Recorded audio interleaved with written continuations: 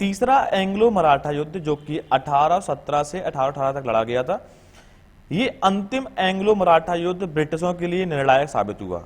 इसके बाद से मराठा एम्पायर टोटली खत्म हो गया था। मराठाओं का जो सबसे शक्तिशाली पद था पेशवा, वो अब ब्रिटिशों की पेंशन पर था, जिन्हें कानपुर में बिठूर नाम की छोटी सी जागीर सौंप दी गई थी।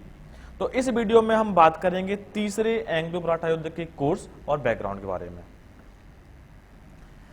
दूसरे एंग्लो मराठा युद्ध के बाद मराठाओं ने सोचा कि हम एक लास्ट अटेम्प्ट करते हैं अपने खोए हुए स्वाभिमान को पाने के लिए।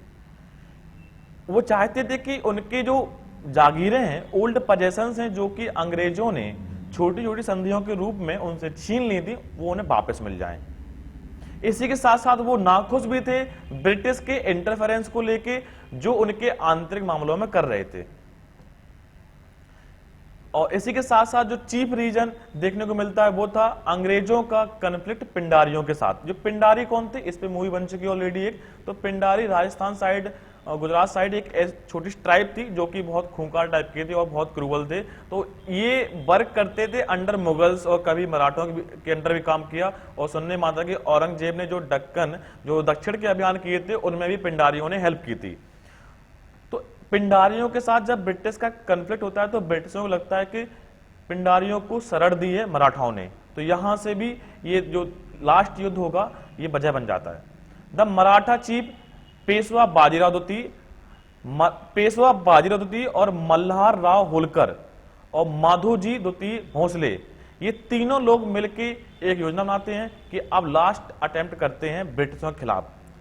इस भी योजना में दौलत राव शिंदे, जो कि चौथा मेजर मराठा चीफ था, वो इस डिप्लोमेटिकली दूर रहता है, वो इस युद्ध से दूर रहता है। बहुत अच्छा डिप्लोमेट था, आगे जाके इससे संधि भी होगी। But the British victory was Swift, लेकिन इसके बावजूद भी ब्रिटिश लोग जीत गए। परिणाम क्या निकले? The treaty of Gwalior was sign. Treaty of Gwalior sign की गई 1817 में शिंदे और ब्रिटिश के बीच में। यहां पे क्या बोला गया कि शिंदे से बोला गया कि आपको राजस्थान ब्रिटिशों के अधीन करना होगा, जो करना पड़ा इन्हें। इसके बाद जो राजस्थान राजपूताना के कुछ राजा थे, उन्होंने अपने क्षेत्र को प्रिंसली स्टेट के रूप में आगे बनाए रखा, जो कि 1947 तक रहते हैं। इन्होंने भी जो संविधान सभा के चुनाव हुए थे 1946 में, उसमें पार्टिसिपेट नहीं किया था। इसके बाद ट्रीटी ऑफ मंदसौर होती है, जो कि ब्रिटिशों और होलकर के बीच में होती है 1818 में। ठीक है। अब इसके बाद होती है पेशवा सरेंडर्ड इन 1818। पेशवा ने भी 1818 में सरेंडर कर दिया था और उनको छोटी सी जागीर बिठूर, जो कि कानपुर के पास है, वो सौंप दी थी और वहां पे उन्हें पेंशन पे रखा गया था। इसके बाद most parts of his territory become part of Bombay presidency. तो बॉम्बे प्रेसिडेंसी का एक प्रकार से यहाँ पे उद्भव होता है और बॉम्बे प्रेसिडेंसी में पूरा मराठा साम्राज्य आ जाता है, जो कि ब्रिटिशों के अधीन था। जो बिठूर में पेशवा आ गए थे, उन्होंने उनके जो दत्तक पुत्र थे नाना साहब, इनका रोल देखने को मिलता है 1857 की क्रांति में। कानपुर में ये लीड करेंगे। The territories annexed from the Pindaris become the central province under British India. तो ब्रिटिशों ने जो पिंडारीज से जो उनकी जागीरें छीनी थी, वो सेंट्रल प्रोविंस में आ जाती है यहाँ पे।